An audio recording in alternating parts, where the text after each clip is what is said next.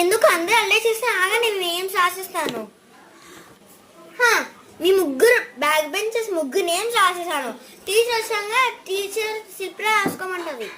అప్పుడు రాసేసుకొని మీకు గేమ్సే ఉండవు. ఇంకా వేరే వాళ్ళు కూడా గర్ల్స్ అయినా బాయ్స్ అయినా నేను రాసేస్తాను, నా ఇష్టం. అమ్మ టీచర్ వచ్చేస్తుంది.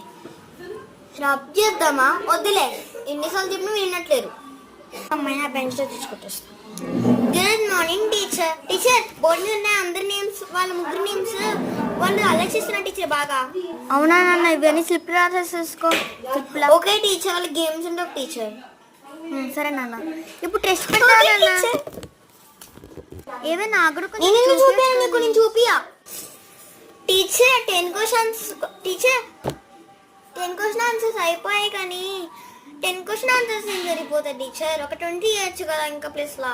మొత్తం 30 అయితే నేను మంచి నేర్చుకోవచ్చు, నాకు ఎంజాయ్ ఉంటుంది.